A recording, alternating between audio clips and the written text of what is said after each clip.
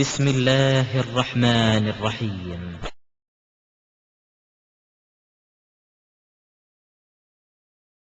இஸ்லாம் ஒரு இனிய மார்க்கம் என்று கூறப்படுகிறது.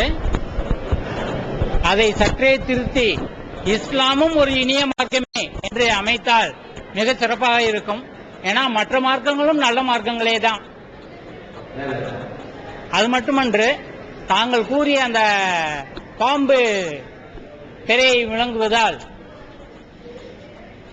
விழுங்குவதால் சந்திர கிரகணம், சூரிய கிரகணம் எல்லாம் ஏற்படுதுன்னு சொன்னீங்க. அதை சொன்னது திருவள்ளுவர்னு சொன்னதா நீங்க ஒரு கருத்து சொன்னீங்க. உண்மை அது அல்ல. ஏனென்றால் திருவள்ளுவரில் கூறியது எந்த தெய்வத்தையும் மென்ஷன் பண்ணவே இல்லை. அவர் சிவன் இருக்கிறார், கிருஷ்ணன் இருக்கிறார், விஷ்ணு இருக்கிறார் என்று சொல்லவே இல்லை. அவர் சொன்னது ஆதி பகவான் என்று மட்டுமே கூறியிருக்கிறாரே தவிர அவர் என்ற கடவுளையும் மென்ஷன் பண்ணவே இல்லை. அதனால அதை ஒத்துக்கொள்ள முடியாது. நன்றி. கேள்வி ஒண்ணுனாலும் வேற இன்னொன்று துணை செய்தி, அது கேள்வி அல்ல, இருந்தாலும் அதுக்கு நம்ம பதில சொல்லிடுவோம். அதுல இஸ்லாம் ஒரு இனிய மார்க்கம் அப்படின்னு நம்ம டைட்டில் கொடுத்திருக்கிறோம். இஸ்லாம் ஒரு இனிய மார்க்கம்னு டைட்டில் கொடுத்ததை விட இஸ்லாமும் ஒரு இனிய மார்க்கம்னு கொடுத்திருந்தா நல்லா இருக்குமே அப்படின்னு சொல்லி கேட்கிறாங்க. நல்லா தான் இருக்கும். ஆனா இதுல என்ன நீங்க பார்க்கணும் அப்படின்னா, நாங்கள் எங்களுக்கு தெரிந்ததை நாங்கள் சொல்லுகிறோம். ஒவ்வொருத்தரும் தன்னுடைய நிலைப்பாட்டை விளக்கும் பொழுது அதை தன்னை பத்தி தான் விளக்குவாங்க. இப்போ உதாரணமா, நான் 10ஆம் கிளாஸ் படிச்சிருக்கிறேன் என்று சொல்வதனால் நான் மட்டும்தான் 10ஆம் கிளாஸ் படிச்சிருக்கேன், மற்ற எல்லாரும் முட்டாள்கள் அப்படியா அர்த்தம்? 1ஆம் கிளாஸ் கூட படிக்காதவங்க அர்த்தம். நான் என்னை பத்தி விளக்குகிறேன், நீங்க உங்களை பத்தி விளக்கும் போது நீங்க விளக்கணும். எல்லாரும் சேர்ந்து உட்கார்ந்து அது மாதிரி ஒரு நிகழ்ச்சியை நடத்தும் போது எல்லாருமா அவங்களை பத்தி அறிவிக்கும் போது ஒவ்வொருத்தருக்கும் தனித்தனியா அந்த டைட்டில்களை கொடுத்துக் கொள்ளலாம். அதனால ஒருத்தருக்கு போட்டதனால் மற்றவர்களுக்கு அது பொருந்தாது என்ற அர்த்தத்தில் இல்ல. நீங்க என்ன பண்ணணும், உங்களுடைய மார்க்கத்தை பத்தி உங்களுக்கு தெரியும். நீங்க இது மாதிரி ஒரு நிகழ்ச்சி ஏற்பாடு பண்ணுங்க, இந்து மதம் ஒரு இனிய மார்க்கம்னு போடுங்க. நாங்க எங்களுடைய சந்தேகத்தை கேட்கிறோம். ஆனா அதை விளக்குவதற்கு நீங்கள் தான் தகுதியானவர்கள். இதை விளக்குவதற்கு நாங்க கொஞ்சம் படிச்சு, நாங்க தான் தகுதியானவன் இல்ல, நீங்க கூட இதை விளக்க முடியும். குர்ஆனை படிச்சீங்கன்னா ஓரளவுக்கு அதை படித்திருக்கிறதுனால் அதை விளக்குவதற்காக இந்த டைட்டில் போட்டுக்கிறோம். இது மற்றவர்களை புண்படுத்த வேண்டும் என்றோ தரத்தை குறைக்க வேண்டும் என்பதற்காக வேண்டியோ போடப்பட்ட வாசகம் அல்ல என்பதை முதலில் தெரிவித்துக் கொள்கிறேன். இரண்டாவதாக, அந்த பாம்பு கொண்டற்று என்ற செய்தி திருவள்ளுவர் சொன்ன செய்தி அல்ல அப்படிங்கிறாங்க. ஏன் அந்த இது அவங்களுக்கு வருது அப்படின்னா, சிவபெருமானுடைய தலையில இருக்கிறது பேய், அதை விழுங்குது பாம்பு என்று நான் அதை வச்சு அவங்க சொல்றாங்க. நாம திருவள்ளுவர் தான் சொன்னார் என்பதை எதை வச்சு சொல்கிறோம்னா, திருக்குறளை எடுத்து பார்த்தா அதுக்குள்ள இருக்கிறது. திருக்குறளை படிச்சு பார்த்தேன், திருக்குறள்ல இந்த செய்தி இருக்கிறது. அப்ப திருக்குறள்னா திருவள்ளுவர் எழுதியதாகத்தான் உலகம் முழுக்க நம்பிக்கிட்டு இருக்கிறோம். அது உள்ளுக்குள்ள இடைச்சர்கள் இருக்கிறதா என்பதை குறித்த அது ஒரு தனியான வாத பிரதிவாதங்கள் ஓடிக்கொண்டுதான் இருக்கிறது. அதனால திருவள்ளுவர் திருக்குறளை வைத்துக் கொண்டு அது திருவள்ளுவர் சொன்னது இல்லை என்று சொல்வதை உலகம் ஏற்றுக்கொள்ளார். நான் ஏற்றுக்கொண்டால் கூட அது எப்படி திருவள்ளுவர் அதுதானே இருக்குது. திருக்குறள்ல இருந்து ஒரு செய்தியை காட்டுறீங்க, நான் சொல்றேன் அது திருக்குறள்ல உள்ளது இல்லைன்னா எடுத்து காட்டுறாங்கல்ல, அவங்களுக்கு பதில் சொல்லி ஆகணும்ல. அப்ப நீங்க அது இல்லை என்று வருப்பதாக இருந்தால் நான் அதை எடுத்துக்கொண்டு காட்டுவேன், திருக்குறள் தானே இருக்குது, அதுக்கு என்ன பதில் சொல்லணும் ஒண்ணு. ரெண்டாவது, ஐயாவுடைய அந்த செய்திக்கான காரணம் இந்த சிவபெருமான் என்ற வார்த்தையை நான் பயன்படுத்தியதுதான். சிவபெருமான் என்ற வார்த்தை திருக்குறளில் இல்லை. திருக்குறள்ல இருக்கிறது என்ன, பாம்பு கொண்டது, பாம்பு விழுங்குச்சுன்னு தான் இருக்கிறது. நான் தான் சிவனுங்கிற மேட்ட உள்ள சேர்த்தேன். சிவன் ஏன் சேர்த்தேன் அப்படின்னா, பொதுவாகவே நம்முடைய பழங்கால தமிழர்கள் மத்தியில, இந்து சமுதாய மக்கள் மத்தியினுடைய நம்பிக்கையில அந்த சிவபெருமானுடைய நெத்தியில தான் பெற இருக்குது என்றும் அவருடைய கழுத்துல தான் பாம்பு இருக்கிறது என்றும் அது மாதிரி நம்பிக்கைகள் எல்லாருக்கும் இருக்கிறது. அப்ப அதை மேட்ச் பண்ணி தான் வள்ளுவர் சொல்லி இருப்பாரோ என்ற எண்ணத்தில் தான் சிவபெருமான் வார்த்தையை சொன்னேன். ஒருவேளை சிவபெருமான் இல்ல வேறு ஏதாவது ஒரு பகவான் அப்படின்னு கூட அவர் சொல்லி இருக்கலாம். அப்படி இருந்தாலும் சொல்லப்பட்ட செய்தி உண்மை, பாம்பு கொண்டதுங்கிறது உண்மை. சிவபெருமானா ஆதி பகவானா அது வேணா மாற்றமா இருக்கலாம் ஒழிய அது பெரிய விழுங்குச்சு, பாம்பு தான் விழுங்குச்சுங்கிறது கன்ஃபார்ம். அந்த அடிப்படையில் திருக்குறள் சொன்ன செய்தி அந்த கோணத்திலும் தவறானதாகத்தான் போய்விடும். வலைக்கம் சலாம்.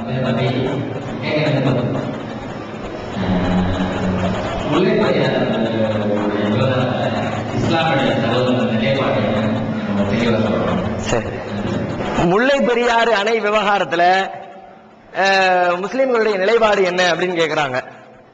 பொதுவாகவே இஸ்லாமிய மார்க்கத்தை பொறுத்த வரைக்கும் எந்த ஒரு பிரச்சனையையும் உணர்ச்சி ரீதியாக உணர்வுபூர்வமாக அணுகவே செய்யாது. அதற்குரிய பிரச்சனைக்கு தீர்வு என்ன என்பதை நோக்கித்தான் இஸ்லாத்தினுடைய எல்லா போதனைகளும் அமைந்திருக்கும். இப்ப இந்த பிரச்சனையை பொறுத்த வரைக்கும் பிரச்சனையை தீர்ப்பது ரொம்ப எளிது. அதற்கு விஞ்ஞானபூர்வமாக பல்வேறு விஷயங்கள் முடிவுகள் எடுக்கப்பட்டிருக்கிறது. நிறைய விஷயங்களை சொல்லி இருக்கிறாங்க. நாங்க புதுசா ஒன்றும் கண்டுபிடிக்க தேவையில்லை. ஏற்கனவே இது சம்பந்தமா ஆராய்ச்சி செய்த விஞ்ஞானிகளும் இந்த விஷயத்துல நாட்டு விஷயத்துல நலன் கருதக்கூடியவர்களும் இதுல என்ன செஞ்சா சரியான தீர்வை கொண்டு வர முடியும், அவனுக்கும் பிரச்சனை இல்லாம நமக்கும் பிரச்சனை இல்லாம ஒரு நடுநிலையான தீர்வை காண்பதற்குரிய தீர்வுகள் கண்டுபிடிக்கப்பட்டு விட்டது. ஆனா அந்த தீர்வை நடைமுறைப்படுத்துறதுதான் சிக்கலா இருக்கிறது. நடைமுறைப்படுத்த விடாமல் இரண்டு தரப்பிலும் இருக்கிற அரசியல்வாதிகளும் அரசியல் ஆதாயம் விரும்பக்கூடியவர்களும் சிக்கல் தீர்ந்துவிடக் கூடாது என்பதிலே குறியாக இருக்கிறார்கள். சிக்கலை தீர்க்கணும், மக்களுக்கு நன்மை கிடைக்கணும் நினைச்சிருந்தா என்னைக்கு 1979 நீர்க்கசிவு ஏற்பட்டிருக்கிறது பிரச்சனை ஆரம்பிச்சுச்சு, அன்னைக்கே இந்த பிரச்சனை தீர்க்கப்பட்டிருக்கும். அவங்களும் அங்க பொய்யான தகவலை பரப்புறாங்க. கேரளாவிலையும் இங்க இருக்கிறவர்களும் அந்த பரப்புறதுக்கு தகுந்த மாதிரி தேவையற்ற முறையில பதிலீடு கொடுக்கிறோம்னு அவங்களுடைய கோபத்தை கிளறி விடுறாங்க. அங்க உள்ள லெவல் என்ன, நீர்க்கசிவு ஏற்பட்டிருக்கிறது, அதனால அணை பாதுகாப்பா இல்ல, உடைஞ்சிச்சுன்னா ஆயிரக்கணக்கான மக்கள் இறந்துருவாங்க, எனவே நீங்க தண்ணியினுடைய அளவை உயர்த்தக்கூடாது என்று கேரள மாநிலம் அரசு சொல்கிறது. இது நிஜமாக இருந்தால் கண்டிப்பாக ஏற்றுக்கொள்ளணும், யாரும் மறுக்க கூடாது. எனக்கு தண்ணி கிடைக்கணும்ன்றதுக்காக வேண்டி அது எத்தனை பேர் செத்தாலும் பரவாயில்ல, நீ அணையில தண்ணியை ஏத்த அப்படின்னா அது மனிதாபிமானம் உள்ள கூட்டாக இருக்காது. தமிழம் வாழணும்னா மலையாளம் சாவணுமா, ரெண்டு பேரும் வாழணும், அப்படிதான் ஒரு நல்ல மனுஷன் சிந்திக்கணும். ஆனா அவங்க சொல்லக்கூடிய நீர்க்கசிவு உண்மையா, நீர்க்கசிவு 1979 இருந்தது உண்மை. அது கண்டறியப்பட்டு விஞ்ஞானிகளால் ஒரு குழு அமைக்கப்பட்டு உச்சநீதிமன்ற மத்திய அரசாங்கத்தினுடைய சார்பில் 10 பேர் கொண்ட ஒரு குழு அமைச்சாங்க. அதுல கேரள அரசாங்கத்தினுடைய பிரதிநிதிகளும் கலந்து கொண்டார்கள். எல்லாரும் சேர்ந்து முடிவெடுத்தாங்க, இந்த அணையை பலப்படுத்தணும். உடனே அதுக்காக வேண்டி பல கோடி ரூபாயை ஒதுக்கியது தமிழக அரசாங்கம். ஏன்னா தமிழ்நாடு கவர்மெண்டுடைய நிர்வாகத்திலேயும் கேரள அரசாங்கத்தினுடைய நிலத்திலேயும் இருக்கிறது, அவங்க நிலத்திலையும் நம்ம நிர்வாகத்திலையும் இருக்கிறது. அது 1886 போடப்பட்ட ஒப்பந்தத்தின் அடிப்படையில் உள்ளது. ஆரம்பத்தில் பிரிட்டிஷ்காரங்க பீரியட்ல ராமநாதபுரத்து சிவகங்கை மாவட்ட மக்களுக்கு தண்ணீர் வேண்டும் என்பதற்காக ஒரு புதிய அணையை உருவாக்கணும் என்று ராமநாதபுரத்தினுடைய அரசர் பிரிட்டிஷ் அரசாங்கத்துக்கு கோரிக்கை வச்சு, அந்த கோரிக்கையின் அடிப்படையில் பிரிட்டிஷ் மகாராணி திருவாங்கூர் ராஜாவுக்கு ஒரு தபால் எழுதி, உங்க ஏரியாவில் தண்ணி நிறைய இருக்கிறது, ஒரு பக்கம் முல்லை ஆறு வருகிறது, இன்னொரு பக்கம் பெரியாறு வருகிறது, இந்த ரெண்டு ஆறு சேரக்கூடிய இடத்துல ஒரு அணையை கட்டினா அங்கிருந்து எங்கள் நாட்டு மக்களுக்கு தேவையான, எங்கள் பகுதி மக்களுக்கு தேவையான தண்ணீரை நாங்கள் பிரித்துக் கொள்ள முடியும் என்று சொல்லி அவங்க லெட்டர் எழுதுறாங்க, அவங்க ஏற்றுக்கொள்றாங்க. 999 வருஷம் ஒப்பந்தம் போடப்படுகிறது. இந்த இடத்துக்கு நான் நிலம் உனக்கு வாடகை கொடுத்துருவேன், வருஷத்துக்கு அவங்க போட்டது 40,000 ரூபாய். பிரிட்டிஷ் கவர்மெண்ட் ஒத்துக்கிட்டது, வருஷத்துக்கு 40,000 ரூபாய் கொடுத்துருவோம். இந்த இடத்துல மீன் பிடிக்கிற உரிமை கேரள அரசாங்கம் உனக்குரியது, ஏன்னா நிர்வாகம் பண்றதெல்லாம் எங்களுக்குரியது என்று சொல்லி முடிவெடுத்து ஒப்பந்தம் கையெழுத்தாகிவிட்டது. இப்ப இடம் நம்ம நாடு பிரிஞ்சிச்சுல, 1956 நாடு சுதந்திரம் அடைந்ததற்கு பிறகு மொழிவாரியாக மாநிலங்கள் பிரிக்கப்படுகிறது. இந்த மொழிவாரி பிரிக்கிற நேரத்தில் ஏற்பட்ட பஞ்சாயத்து தான். அன்னைக்கே கரெக்டா சிந்திச்சு நாட்டை பிரிச்சிருந்தாங்கன்னா இந்த பிரச்சனைக்கு வேலையே இல்லை. 56 பிரச்சனை வருகிறது. ஒவ்வொரு மொழி பேசக்கூடியவர்களுக்கும் மாநிலம் தனியா வேணும், தனித்தனியா பிரிக்கிறாங்க. அப்ப பீர்மேடு தேவிகுளம் என்று சொல்லப்படுகிற இன்றைக்கு இந்த முல்லை பெரியாறு அணை இருக்கக்கூடிய பகுதி இருக்குதுல்ல, அந்த பகுதி முழுக்க முழுக்க தமிழர்கள் வாழக்கூடிய பகுதி. 100% தமிழர்கள் தான். அது தமிழ்நாட்டோடு சேர்வதற்கான நியாயம் அதிகம் உண்டு. அப்படி தமிழ்நாட்டோட சேர்த்திருந்தா தமிழ்நாட்டு நிர்வாகமா போச்சு, தமிழ்நாட்டு கட்டடமா போச்சு, தமிழ்நாட்டு அணையா போச்சு, தமிழ்நாட்டு மக்களுக்கு பயன்பாடுமா போச்சு, எந்த பஞ்சாயத்தும் இல்லாம போச்சுன்னு விட்டுருக்கலாம். ஜவஹர்லால் நேரு என்ன பண்ணாரு, நம்ம காமராஜரை கூப்பிட்டாரு. அவங்க பீர்மேடு வேணுங்கிறாங்க, நல்ல வளமையான பகுதி, மலை மரங்கள் செடிகள் நல்ல சூப்பரா இருக்குது, நிறைய வசதிகள் இருக்கிறது, அதனால கேரளாக்காரங்க வேணும்னு கேட்கறாங்க. இல்லங்க முடியாதுன்னாரு. அவரை டெல்லிக்கு அழைச்சி மண்டையை கழுவி காமராஜர் சம்மதிக்க வச்சு கையெழுத்து போட வச்சுட்டாங்க. காமராஜர் ஒத்துக்கிட்டு வந்துட்டார். அப்ப ஏறி அந்த பக்கம் போயிடுச்சு, நாம நிர்வாகம் நம்ம கையில வந்துருச்சு. இன்னைக்கு வரைக்கும் நம்ம தான் நிர்வாகம். இன்றைக்கு வரைக்கும் வருடம் ஒவ்வொரு வருடத்திற்கும் 10 லட்சம் ரூபாய், அன்னைக்கு 40,000, இன்னைக்கு 10 லட்சம் தமிழ்நாடு கவர்மெண்ட் நிலத்துக்கு குத்தையா கொடுத்துக்கிட்டு இருக்கு. 10 லட்சத்தை வாங்கிட்டு தான் சண்டை போட்டுக்கிட்டு இருக்காங்க. 10 லட்சத்தை கொடுத்துக்கிட்டு நிர்வாகமும் நம்ம தான், காவல்துறை அதிகாரி எல்லாமே நம்முடைய செலவினங்களை தான் எல்லா பாதுகாப்பு பண்ணிட்டு இருக்கிறோம். அப்ப 79 பிரச்சனை வந்த உடனே அணையை சரி செய்ய வேண்டும் என்று சொல்லி சரி செய்ய ஆரம்பிக்கிறாங்க. சரி செய்யப்பட்டு 80களில் வேலை தெளிவாக முடிகிறது. ஒரு புதிய அணை எப்படி புதுப்பொலிவோடு திகழுமோ, எப்படி எந்த ஒரு நவீன தொழில்நுட்பத்தை எல்லாம் பயன்படுத்தி கட்டுவார்களோ, அது மாதிரி நவீன தொழில்நுட்பங்களோடு நல்ல பலம் நிறைந்த அணையாக மாற்றப்பட்டு விட்டது. இந்த மாற்றப்பட்ட செய்தியை எல்லா விதத்திலும் ஆய்வு செஞ்சு ஊர்ஜிதப்படுத்தியாச்சு. எப்படியெல்லாம் ஊர்ஜிதமாக இருக்குது? உச்ச நீதிமன்றம் ஒரு குழு அமைத்தது, அதனுடைய ஆய்வு முடிவும் பலமாக இருக்கிறது அணை. மத்திய அரசாங்கம் ஒரு குழு அமைத்தது, அதனுடைய ஆய்வு முடிவும் அணை பலமாக இருக்கிறது. நம்ம ஐஐடி கல்வி நிறுவனம் அதன் சார்பில் ஒரு குழு நியமிக்கப்பட்டது, அதனுடைய ஆய்வறிக்கையும் அணை பலமாக இருக்கிறது. இன்னும் சொல்ல போனா அங்க இருக்கிற நடுநிலையாளர்கள் கரெக்டா சிந்திக்கிறவங்க இருக்கிறாங்களே, கேரளாவில் இருக்கிற தலைமை வழக்கறிஞர் அவர் கோர்ட்ல ஒரு வாரத்துக்கு முன்னாடி என்ன சொன்னாரு? அணை பலமாக இருக்கிறது. கேரள வழக்கறிஞர் அதனாலதான் வீட்டை கொடுத்துறாங்க, அடிச்சு நொறுக்கி, ஏன்னா கேரளாக்குள்ள இருந்துகிட்டு கேரளாவுக்கு எதிராக பேசுவியான்னு அடிச்சு நாசம் பண்ணி விட்டானுவோம். இப்ப இது மாதிரி அணை பலமாக இருக்கிறதா இல்லையான்னு கேட்டா அணை 100% பலம் என்று எல்லா தரப்பு மக்களும் எல்லா தரப்பு விஞ்ஞானிகளும் அதற்கு உத்தரவாதம் கொடுத்து விட்டார்கள். உத்தரவாதம் கொடுத்த பிறகு தண்ணீருடைய அளவை கூட்டினா என்ன? ஏன்னா 79 அவங்க பிரச்சனை பண்ணும்போது என்ன சொன்னாங்கன்னா, பலம் பலகீனமா இருக்குது, அதனால மக்களுக்கு பாதிப்பு, நீ பலப்படுத்தினதுக்கு பிறகு தண்ணி ஏத்திக்கப்பாங்க. பலப்படுத்த விட்டாங்களா? பலப்படுத்தினதுக்கு பிறகு தண்ணியை ஏத்த விட மாட்டேங்கிறான், ஏத்தக்கூடாது. அப்ப என்ன விளங்குதுன்னா, காரணம் இது இல்ல, அணை பிரச்சனை இல்ல, நீர் கசிவு அந்த பஞ்சாயத்து இல்ல. இன்னும் என்ன சொல்றாங்க? நிலநடுக்கம் வந்துவிடும். நிலநடுக்கமும் இல்லை, நிலநடுக்கத்திற்கான சாத்தியக்கூறும் இல்லை என்று விஞ்ஞானம் தெளிவாக சொல்கிறது. ஒரு பகுதியில் நிலநடுக்கம் ஏற்படுறதா இருந்தா பூமியை 5 மண்டலங்களாக பிரிச்சு வச்சிருக்கிறாங்க. ஒரு ஃபர்ஸ்ட் மண்டலம் என்று சொன்னால் ரிக்டர் அளவுகோல்ங்கிறாங்கல்ல, நிலநடுக்கத்தை அளவிடக்கூடிய அளவுகோல். அந்த அளவுகோல்ல 1ல இருந்து 4.5 வரைக்கும் இருந்துச்சுன்னா ஒரு ஃபர்ஸ்ட் மண்டலம் அர்த்தம். 1ல இருந்து 4.5 வரைக்கும் உங்க பகுதியில் ரிக்டர் அளவுகோல்ல பதிவாக பண்ண ஒரு பூகம்பம் ஏற்பட்டுச்சுன்னா உங்களுக்கு ஒண்ணுமே தெரியாது, ஏமா லேசா யாரும் ஆட்டி விட்ட மாதிரி இருக்கு அப்படிம்பீங்க. இது ஃபர்ஸ்ட் மண்டலம். 2வது மண்டலம் 4.5 இருந்து 5.5 வரைக்கும், லேசா கூட கொஞ்சம் ஆடும். 3வது மண்டலம் 5.5 இருந்து 6.5 வரைக்கும், அது இன்னும் கொஞ்சம் ஆடும், பெரிய சேதங்களும் வரும். 4வது மண்டலம் 6.5 இருந்து 6.5, அதுக்கடுத்து 6.5 இருந்து 8, 8ல இருந்து 9, 5 மண்டலமா பிரிச்சிருக்கிறாங்க. இப்ப இந்த பகுதி இருக்குது, எத்தனாவது மண்டலத்தில் வருதுன்னு பார்த்தா 3வது மண்டலத்தில் வருகிறது. 3வது மண்டலத்தை பொறுத்தவரை ஊர்ல நிலநடுக்கம் ஏற்பட்டுச்சுன்னா பெரிய பாதிப்பு ஏற்படும். ஆனால் இந்த அணைக்கு எந்த சேதாரமும் ஏற்படாது. இந்த அணை மாத்திரமல்ல, எந்த அணையும் நிலநடுக்கத்தை தாங்குகிற விதத்திலே தான் இந்த தொழில்நுட்பத்தை இன்றைக்கு உருவாக்கி வைத்திருக்கிறார்கள். 3வது மண்டலம் இருக்கக்கூடிய இடத்துல கட்டப்பட்டிருக்கிற அணை அங்கே பூகம்பம் ஏற்பட்டால் எந்த பாதிப்பும் ஏற்படுத்தாது. 2001 குஜராத்ல ஒரு பெரிய பூகம்பம் வந்துச்சு, ஜனவரி 26, எல்லாருக்கும் தெரியும். உலகமே சோகத்தோடு பார்க்கிற அளவிற்கு புஜ் என்ற ஒரு பெரிய நகரமே மூழ்கி போனது. அந்த பகுதியில் ஒரு அணை இருக்கிறது. 2001 ரிக்டர் அளவுகோல்ல 6.5 பதிவு செய்யப்பட்ட நிலநடுக்கம் ஏற்பட்டுச்சு, அணைக்கு எந்த டேமேஜ் வரல. அதே 2000 அதுக்கு முந்தின வருஷம் 2000ல மகாராஷ்டிராவில் ஒரு நிலநடுக்கம் வந்துச்சு, அதுவும் அதே 6.5 ரிக்டர் அளவுகோல்ல பதிவாச்சு, அணைக்கு எந்த சேதாரமும் வரல.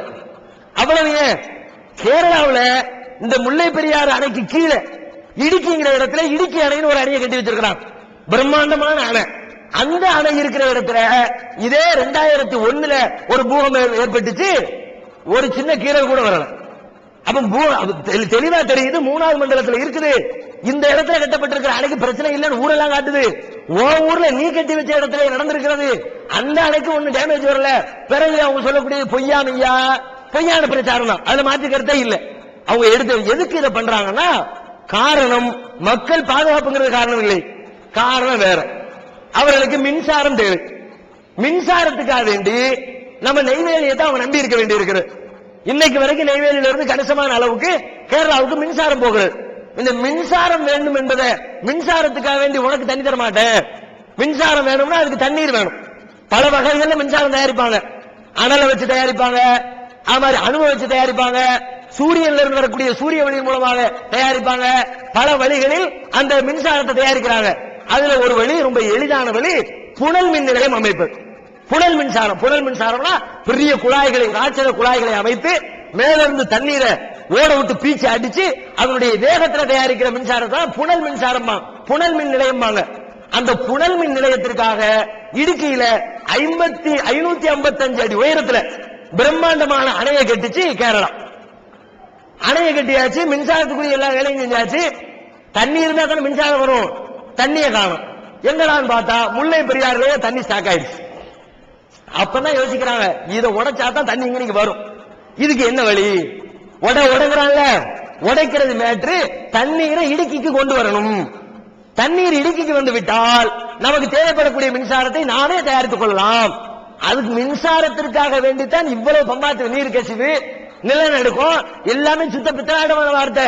அதை சொல்லிக்கிட்டு இதைத்தான் பண்றாங்க. அப்ப இப்ப என்ன பிரச்சனை? மின்சாரம் கிடைக்கணும்.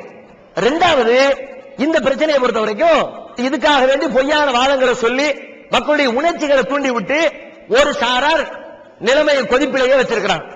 மின்சாரம் கிடைக்கணும்னா அதை உட்கார்ந்து அதை ஓபனா சொல்லு, அதை உட்கார்ந்து பேசி டிஸ்கஸ் பண்ணு. உனக்கு மின்சாரம் வேணும், எனக்கு தண்ணி வேணும், ரெண்டையும் என்னமா பண்றது? பேசினா சிம்பிளா முடிக்கலாம். சமீபத்தில் ஒரு 3 நாட்களுக்கு முன்னால் நம்முடைய முன்னாள் ஜனாதிபதி அப்துல் கலாம் அவர்கள் அருமையான ஒரு யோசனையை முன்வைத்தார். என்ன சொன்னாரு? மாநில பஞ்சாயத்தை தீர்க்கணும்னா அதை மிலிட்டரி கையில கொடுத்துரு, ராணுவத்து கையில ஒப்படைச்சிரு. தமிழ்நாட்டு காரணம் வேண்டாம், கேரளா காரணம் வேண்டாம், மிலிட்டரி நிர்வாகம் பண்ணட்டும். அப்படி சில அணைகள் தமிழகத்தில் இந்தியாவில் இருக்கிறது, அது மாதிரி மிலிட்டரி கையில கொடு ஒன்னு சொன்னார். அல்ல என்ன பண்ணலாம்? நெய்வேலி பழுப்பு நிலக்கரி நிலையம் இருக்குல்ல, அணுமின் நிலையம் இருக்குதுல, நெய்வேலி தமிழ்நாட்டுக்குள்ள இருந்தாலும் தமிழ்நாட்டு கவர்மெண்ட் அங்க போய் வாழாட்ட முடியாது. ஏன்னா நெய்வேலி லிக்னைட் லிமிடெட் என்ற பெயர், கார்பரேஷன் என்ற பெயர்ல ஒரு தனி இண்டிவிஜுவல் அமைப்பு உருவாக்கப்பட்டு அவர்கள் அதை சேகரிக்கிறார்கள், விரும்பியவாறு விற்பனை செய்கிறார்கள், அவருடைய வளத்தை பெருக்குவதற்கு முயற்சிக்கிறார்கள். அப்படின்னு ஒன்று தனியா உருவாக்கு, முல்லை பெரியாறு அணைக்கான தனியான ஒரு கார்பரேஷன் லிமிடெட் உருவாக்கு என்று சொல்கிறார்கள். அதை செயல்படுத்தலாம். அல்லது இன்னும் சொல்றாரு அவரு, உனக்கு மின்சாரம் தானே வேணும், எங்களுக்கு தண்ணி வேணும், அணை பாதுகாப்பா இருக்குது, முல்லை பெரியாறு அணையிலிருந்து இடுக்கிக்கு போயிடுச்சுன்னா தண்ணி தமிழ்நாட்டுக்கு கிடைக்காது. தண்ணி தமிழ்நாட்டுக்கு கிடைக்கலாட்டி அதுல கிட்டத்தட்ட 50,000 60,000 ஏக்கர் தரிசு நிலமா மாறி போகிறது. இப்பவே மாறிடுச்சு. அப்ப நீ என்ன பண்ணு? இந்த முல்லை பெரியாறு அணையை ஹைட்ட மேல ஏத்து. இப்ப இருக்கிற ஹைட்டு, இந்த ஹைட்ல இருந்து மின்சாரம் எடுத்தா கம்மியா தான் இருக்கும். இந்த ஹைட்டை இன்னும் ஏத்து, இன்னும் அதிகப்படியான தண்ணீரை சேமிச்சு அங்கே புனல் மின்சாரத்தை ரெடி பண்ணு. இடுக்கியில ரெடி பண்ணக்கூடிய மின்சாரத்தை நீ முல்லை பெரியாறுல ரெடி பண்ணு. மின்சாரத்தை நீ வச்சுக்க, தண்ணீரை எங்களுக்கு கொடுத்துரு. மின்சாரம் ரெடியான பிறகு மிச்சமான தண்ணி இருக்குல்ல, தேவையில்லாம அரபிக்கடல போய் கலக்குது, அதை எங்க தமிழ்நாடு திருப்பி விட்டுரு, பிரச்சனை முடிஞ்சு போயிடும். அருமையான யோசனை. இது மாதிரி பல யோசனைகள் முன்வைக்கப்பட்டிருக்கு. இந்த யோசனைகளை எல்லாம் வச்சு பேசினா ரொம்ப ஈஸியா அரை மணி நேரத்தில் எது செட் ஆகும்னு மேட்ரு முடிஞ்சு போயிடும். ஆனா அவங்களுக்கு பிரச்சனை முடியக்கூடாது. முடிஞ்சா அரசியல் நடத்த இயலாது. இங்கேயும் பல பேர் அரசியல் பண்ண முடியாது, அங்கேயும் பல பேர் அரசியல் பண்ண முடியாது. அதுக்காக வேண்டி தமிழன் மலையாளி இத மாதிரி கூறுகட்ட ஒரு வாதம் உலகத்தில் எதுவுமே இருக்காது. மொழி என்பது என்ன? மொழி என்ன? நானும் தமிழன் தான், தமிழங்கிறது மாற்றுக்கிறது கிடையாது. பிறப்பிற தமிழன், பிறந்த ஊர் தமிழகம், தமிழ்ல பேசுகிறேன், தமிழ் தான் தெரியும், அதுல தான் நிக்கிறோம். ஆனா அதுல நான் தமிழன் என்று சொல்லிக் கொள்வது பெருமை என்னன்னு கேட்கிறேன். ஒரு மொழி என்பது என்ன? மொழி என்பது நான் உணர்ந்த கருத்தை உங்களுக்கு உணர்த்துவதற்கு நான் பயன்படுத்துகிற ஒரு கருவி, ஒரு ஆயுதம், அவ்வளவுதான மொழிங்கிறது. அந்த மொழிக்குள்ள பல விஷயங்கள் இருக்கலாம். ஆனா மொழியினுடைய முக்கியமான மேட்டர் என்ன? நான் தெரிஞ்சுக்கிட்ட செய்தி உங்களுக்கு தெரிவிக்கணும். உங்க பாஷையில எல்லாத்தையும் தெரிவிக்க முடியுமா? 4 தெரிவிக்கலாம், 40 தெரிவிக்க முடியாது. அப்ப மொழி தேவை. அதுக்கு தான் மொழி. இந்த மொழி பேசினால் சிறப்பு, அந்த மொழி பேசினா கல் தோண்டி மண் தோன்ற காலத்தை முன் தோன்றிய மூத்த குடி தமிழ் குடிங்கிறீங்கள, கல்லும் மண்ணும் தோன்ற பிறகு தமிழ் மொழி மட்டும் எப்படி வந்துச்சு? பூமியே இல்லையா, மலையே இல்லையா, மண்ணே இல்லையா, காடே இல்லையா, உலகமே இல்லையா, ஆனா மொழி மட்டும் இருந்துச்சா? மொழி ஆகாயத்தில் சுத்திக்கிட்டு இருந்துச்சா? இப்படி இல்லாத பெருமைகளை பேசி பேசி பேசி மொழி வரியை உருவாக்கி வச்சு தமிழ்நாடு தான் இந்தியாவிலேயே ரொம்ப மொழியினால் பாதிக்கப்பட்ட மாநிலம். மொழியினால் பெருமை அடிக்கிற மாநிலம் நம்ம தான், மொழியை வச்சு அரசியல் பண்ற மாநிலம் நம்ம தான், மொழியினால பாதிக்கப்படுற மாநிலம் நம்ம தான். கொஞ்சம் யோசிச்சு பாருங்க. அந்த பக்கம் போனாலும் அடிக்கிறோம், தமிழன் அடிக்கிறானே இல்லையா? அடி விழுந்துச்சுல கர்நாடகால, காவிரி தண்ணி தர மாட்டேங்கிறோம். கன்னட மொழியில் அங்க போய் தமிழ்நாட்டுக்காரன் திரைப்படத்தை தியேட்டர் கூட கிழிச்சு நொறுக்குறான், தமிழ்நாட்டுக்காரத்தை வெளியே ஓடுற பத்தி விடுறான். பக்கத்து மாநிலத்தில் போட்டு இவ்வளவு சண்டை வளர்த்துக்கிட்டு காரணம் என்ன? மொழி வெறியினால இப்படி அடிச்சுக்கிட்டு ஓடிச்சுக்கிட்டு ரத்தம் சிந்திக்கிட்டு பல உயிர்களை பலி கொடுத்து கொண்டு அவனுடைய விளைவு தானே. நீ தமிழ்நாட்டுக்காரன் தமிழ மலையாளின்னு பிரிச்சு விட்டா இன்னைக்கு ஒவ்வொரு நாளும் 50 பேர் 100 பேர் 150 பேர் ஒவ்வொரு பகுதியில். முன்னாள் நாள் மட்டும் 37 பேர் கோயம்புத்தூர்ல கைது. எதுக்கு? மலையாளத்துக்காரர்களுடைய கடைகளை அடித்து உடைத்தார்கள் வணிக நிறுவனம். அதுக்காக வேண்டி 2 நாளைக்கு முன்னாடி கரூர்ல அதே பிரச்சனை. திருச்சியில மட்டும் அது மாதிரி ஒண்ணு வந்த மாதிரி தெரியல. வரக்கூடாது, அல்லாஹ் காப்பாத்து, இறைவன் காப்பாற்றணும். அதுல மாத்தி வரணும்னு விரும்பல, வரக்கூடாது, எங்கும் வரக்கூடாது. இப்போ எல்லா பக்கம் இப்படி நடக்குத. ஏன் மலையாளி கடையா பார்த்து? சரி, நான் அதுலயும் கேட்கிறேன், இவன் கடையை போய் அடிக்கிறிய, அடிச்சா தண்ணி வந்துருமா? அப்ப என்ன விளங்குது? இவன் அடிக்கிறது தண்ணிக்காண்டி அடிக்கல. அடிச்சா தண்ணி வரும்னா அடின்னு சொல்லுவோம். நீ அடிச்சா தண்ணியா வரப்போகுது, ரத்தனா வரப்போகுது உடம்புல இருந்து. எப்படி நீ அடிக்கிற? அப்போ அவங்க வந்து அரசியலுக்கு தான் பண்றாங்கன்றதை தவிர இந்த பிரச்சனையை அணைத்து விடக்கூடாது. ஒவ்வொரு நாளும் பதட்டம். போட்டோக்களை பார்த்தா ஆயிரக்கணக்கான போலீஸ்காரர்களை கொண்டு ரிசர்வ கொண்டு குவிச்சு பார்க்கறதுக்கே பயங்கரமா இருக்கிறது. அப்ப இந்த மொழியத்துக்கு முதல்ல ஓரங்கட்டு நடுநிலையா சிந்திச்சு பார்த்தால் இதுக்கு எளிமையான தீர்வுகள் இருக்கிறது. இஸ்லாம் தான் சொல்லுது. இந்த பிரச்சனைக்கு மாத்திரமில்லை, எந்த பிரச்சனையாக இருந்தாலும் மொழியை வச்சு, இனத்தை வச்சு, தேசத்தை வச்சு எந்த அடிப்படையிலையும் பிரிவினை காட்டாது. எந்த அடிப்படையில் வித்தியாசம் பாராட்ட, எல்லாம் ஒண்ணு. நபிகள் நாயகம் காலத்துல மொழியிலேயே பெருமை அடிக்கக்கூடிய மக்கள் உலகத்துல இருக்கிறாங்க அப்படின்னு நீங்க ஆய்வு பண்ணுனா அதுல முதல் இடத்துல நபிகள் நாயகம் காலத்திலே வாழ்ந்த அரபியர்கள் தான் வருவார்கள். அவன்கிட்ட இருந்த மொழிவெறி மாதிரி உலகத்தில் வேற எவன்கிட்ட மொழிவெறி கிடையாது. அதுக்கு ஒரு சின்ன சாம்பிள் சொல்றேன். நான் அரபி மொழியில அரபி பேசக்கூடியவர்கள், அரபி தெரியாதவர்கள் இருக்கும்ல. தமிழ் மொழியில தமிழ் பேசுறவங்க, மற்ற மொழிக்காரர்கள் என்ன சொல்லுவோம்? மலையாளினா மலையாளம் பேசுறவங்க, தெலுங்கர்னா தெலுங்கு, அப்படித்தானே சொல்லுவோம். அரபியில அரபி பேசாத மற்றவர்களை குறிப்பதற்கு பயன்படுத்துகிற வார்த்தை என்னன்னா அஜமின்னு சொல்லுவாங்க. மலையாளியா இருந்தாலும், கர்நாடகா இருந்தாலும், கொங்குனியா இருந்தாலும், என்ன மொழியா இருந்தாலும் எல்லாத்துக்கும் சொல்லக்கூடிய வார்த்தை அஜமி. அஜமினா என்ன அர்த்தம் தெரியுமா? அஜமினா ஆடு மாடு கத்தும் தெரியுமா? மேனு, அதுக்கு அஜமின்னு சொல்றது. என்ன விளங்குற அர்த்தம் உங்களுக்கு? அவன் பார்வையில அரபிய தவிர மத்த எந்த மொழியை பேசினாலும் நீங்க பேசலையும், நீங்க ஆடு கத்துற மாதிரி கத்திரியோம், நீங்க மாடு கத்துற மாதிரி கத்திரியோம். அப்ப எவ்வளவு மொழிவெறி பிடிச்சவன் இருந்திருக்கிறான். அப்படிப்பட்ட காலத்துல நபிகள் நாயகம் சொல்றாங்க, லா ஃபல்லலி அரபியின் அலா அஜமியின். இது நபிகள் நாயகம் அவர்கள் ஒரு உரையிலே குறிப்பிட்ட ஒரு அரபி வாசகம், அவங்களுடைய டெக்ஸ்ட். இதுக்கு என்ன அர்த்தம்? எந்த ஒரு அரபி மொழி பேசுகிறவனுக்கும் அரபி மொழியை தவிர மற்ற மொழி பேசுகிறவனை விட எந்த சிறப்பும் கிடையாது. அதே போன்று மற்ற மொழி பேசுகிறவர்களுக்கும் அரபியர்கள் மீது எந்த சிறப்பும் கிடையாது. மொழியால் உயர்வும் கிடையாது, மொழியால் தாழ்வும் கிடையாது. மொழி என்பது ஒருவனின் தனி திறமையினால் உருவாவதில்லை. தாய்மொழி என்பது அவன் இயற்கையிலேயே பேச்சு விளக்கிற பிறந்ததிலிருந்து அவனுடைய பெற்றோர்களிடமிருந்தும் உற்றார் உறவினரிடமிருந்தும் கற்றுக்கொள்ளக்கூடிய ஒரு அம்சம்.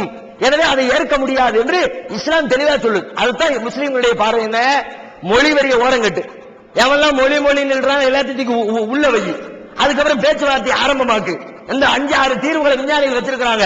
மின்சாரத்தை அவருக்கு, தண்ணியை நமக்கு, அல்லது போய் தொலைன்னு விட்டுட்டு என்னமோ பண்ணி தொலைங்கிறாரு. தனியா நமக்கு வேறொரு நீராதாரத்தை உருவாக்குவதற்கு வேறு வழியை பார்ப்போம்.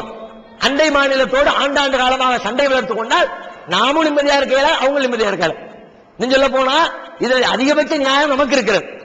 அவங்க வந்து ரொம்ப அநியாயம் பண்றாங்கன்றது மாற்று கருத்தே இல்லை.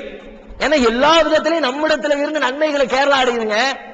கேரளாவிலிருந்து நாம் அடைகிற நன்மையை விட நம்மிடமிருந்து கேரளா அடையக்கூடிய நன்மை இருக்குத அதிகம். எது வேணும்னாலும் தமிழ்நாட்டு தான் வரணும். வண்டியை செக் போஸ்ட் நிப்பாட்டு வச்சுக்குவோம். அரிசி கிடையாது, என்ன செய்வாங்க? மாட்டு இறைச்சி, மாட்டுக்கறி தான் பெரும்பாலும் நீங்கிறாங்க. நீங்க தமிழ்நாட்டு பார்டர்ல கிராஸ் பண்ணி போகக்கூடிய மாடுகளின் எண்ணிக்கை கணக்கு பண்ணீங்கன்னா கர்நாடகாவுக்கு போவதை விட, ஆந்திராவுக்கு போவதை விட இந்த தென்பக்கத்தில் இருக்கிற கேரளாவுக்கு போகக்கூடிய மாட்டு வண்டிகளுடைய எண்ணிக்கை தான் அதிகம். மாட்டு இறைச்சியா நம்ம தான், ஆடா நம்ம தான், கோழியா நம்ம தான், முட்டையா நம்ம தான். ஒவ்வொரு நாளும் இங்க இருந்து அவ்வளவு பொருட்கள் அங்க போகிறது. இப்ப இங்க இருந்து இவ்வளவு பொருள் போகுது, இவ்வளவு பொருளுக்கு எவ்வளவு தண்ணி தேவைப்படும்? 1 கிலோ அரிசிங்கிறோம். 1 கிலோ அரிசினா சும்மா 1 கிலோ அரிசி கிடைக்குமா? 1 கிலோ அரிசி உருவாகுவதற்கு 2 லிட்டர் தண்ணீர் தேவைப்படுகிறது. அப்பதான் 1 கிலோ அரிசி உருவாகும். 1 கிலோ மாட்டு இறைச்சி உருவாகணும்னா 20,000 லிட்டர் தண்ணீர் செலவு பண்ணா தான் 1 கிலோ மாட்டு இறைச்சி உருவாக்க முடியும். மாடு இருக்குது, ஆனா தண்ணி இல்லாம மாடு உண்டா? அரிசி இருக்குது, அரிசி இல்லாம தண்ணி இல்லாம அரிசி உண்டா? ஒரு நாளைக்கு 60 லட்சம் முட்டை இங்க இருந்து போகுது. ஒரு நாளைக்கு 2.5 லட்சம் பிராய்லர் கோழி இங்க இருந்து கேரளாவுக்கு போகுது. அதையெல்லாம் அவர்கள் சிந்தித்தால் அவங்களே முன் வந்து விட்டு கொடுத்து நீ பயன்படுத்தப்பான்னு போயிருவாங்க. ஆனா அதை சிந்திக்க தயாராக இல்லாத காரணத்தினால் இந்த மாதிரி பேச்சுவார்த்தையின் மூலமா தீர்க்க வேண்டும். ஒண்ணு, அதை நாங்கள் விரும்புகிறோம். தீர்வுகள் இருக்கிறது, இதை செயல்படுத்த. ஒண்ணு, இப்படி இந்த தீர்வை செயல்படுத்த 2 தரப்பும் ஒத்துக்குமானா 2 தரப்புலையும் பஞ்சாயத்து பண்ண இருப்பான். ஒத்துக்க மாட்டான், போராட்டம் பண்ண சொன்னாலும் போராட்டம் பண்ணுவான். அப்ப என்ன பண்றது? அப்ப என்ன செய்யணும்னா அவர்களை விட அதிகாரம் படைத்த 2 பேர் இருக்கிறாங்க. ஒன்னு உச்ச நீதிமன்றம் இருக்கிறது, மத்திய அரசாங்கம் இருக்கிறது. இந்த உச்ச நீதிமன்றமும் மத்திய அரசாங்கமும் தன்னுடைய நடவடிக்கையை யாருக்கும் அஞ்சாமல் உறுதியாக எடுத்தால் 2006 உச்ச நீதிமன்றம் தீர்ப்பு போட்டுச்சு. 152 அடி வரைக்கும் தண்ணீரின் அளவை உயர்த்தி கொள்ளலாம் என்று உச்ச நீதிமன்றம் தீர்ப்பளித்த அன்றைக்கு இந்த பிரச்சனைக்கு முற்றுப்புள்ளி வைத்திருக்கலாம். ஏன் அவர் ஆர்டர் போடுறாரு? கருணாநிதி சொல்றாரு அணையின் அளவை உயர்த்து, முதலமைச்சராக இருந்து கொண்டு.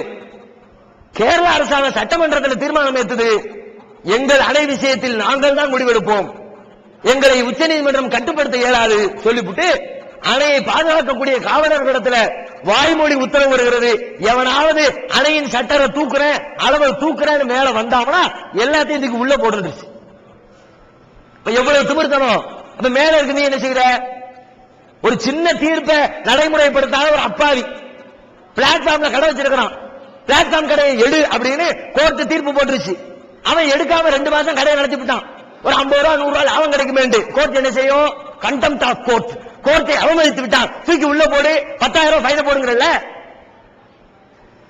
அப்ப அவங்க முதலமைச்சர் செஞ்சா, ஒரு மாநிலம் செஞ்சா அதை நடைமுறைப்படுத்துங்க. யாரா இருந்தாலும் சட்டம்லாம் வளைய மாட்டேன்னு சொல்லுங்க. மத்திய அரசாங்கம் இதுல கராரான நடவடிக்கை எடுத்துட்டா அங்கிட்டு ஒரு நிலைப்பாடு, இங்கிட்டு ஒரு நிலைப்பாடு.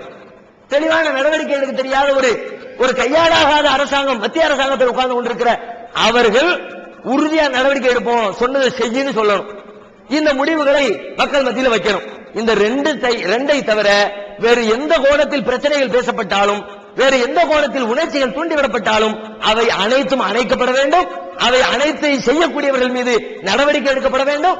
நடவடிக்கை எடுக்கப்பட்டால் மிக எளிதாக இந்த பிரச்சனை தீர்ந்துவிடும் என்பதுதான் இஸ்லாமியர்களின் நிலைப்பாடு. அல்லாஹ்